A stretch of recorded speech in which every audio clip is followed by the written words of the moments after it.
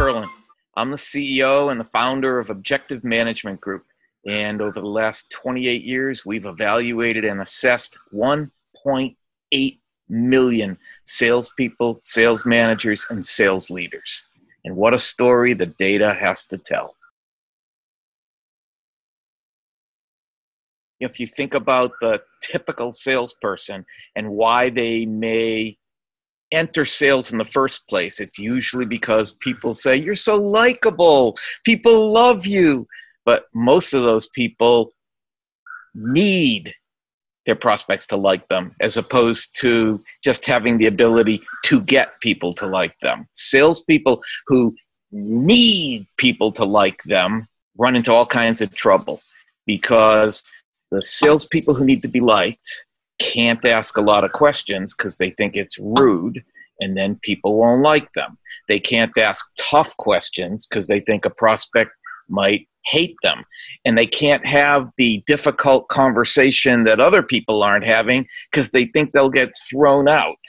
So as a result, they play it safe. They don't differentiate. They don't gain anyone's respect, and they end up making lots of friends. Among all salespeople, it's 53%, more than half. But the interesting thing is, if you break it down by sales effectiveness, elite salespeople, the top 5%, only 11% of that group has that problem. And if you go down to the weakest 25%, 86% of the weakest salespeople need to be liked. There is a direct correlation between how bad the need to be liked is and how bad someone is as a salesperson. So it's a combination of growing awareness, affirmations, and the most critical part is intervention from sales management. The problem being that 90% of all sales managers suck and are incapable of helping their salespeople overcome something like the need to be liked. I'm impressive and I can get my prospects to respect me. I'm confident and don't need prospects to like me. I have permission to get people to say no to me.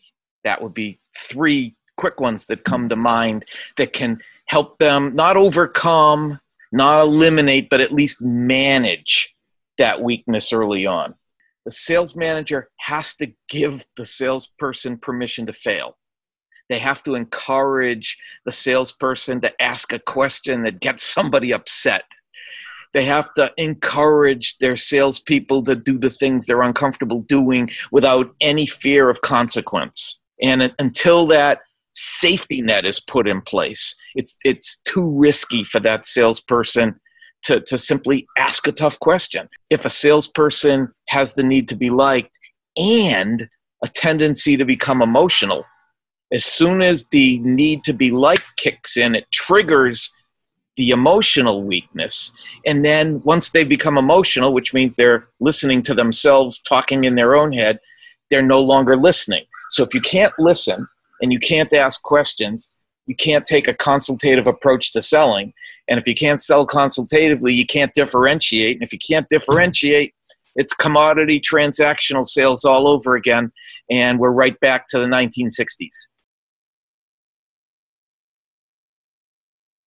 That is the $1 million question, because I know how long it took me back in the 80s to be able to stay right here and right now.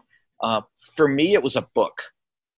I read, this was the book that had more impact on me personally and in my career than any other book. It wasn't a sales book. It wasn't a business book. It was The Way of the Peaceful Warrior by Dan Millman. You become Dan in the book. And as Dan learns to stay in the moment, I learned to stay in the moment. And it's really nothing more complicated than clearing your mind of all thought.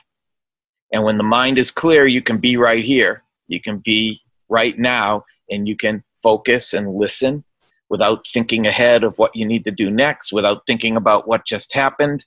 And once you can stay in the moment, you have incredible power to move a conversation. But when you're trying to pull a conversation, steer a conversation, it won't go there without pissing people off.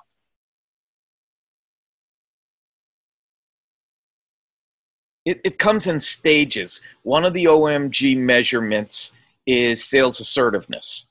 And the sales assertiveness finding looks at, on one end of the pendulum, being too timid, and on the other end of the pendulum, too aggressive. You know, and we've all met these people who are just so obnoxious and so aggressive that you can't stand being around them. So you don't want a salesperson to hit the 180-degree opposite of needing to be liked. You need to have situational awareness. So we want people to be assertive, but not aggressive. To this day, I still ask permission to push back. If I hear something that I have an opportunity to challenge, I will ask a CEO, is it okay if I push back on what you just said? Is it okay if I challenge that thinking? And if you ask permission, the other person's always okay with it, and then anything goes.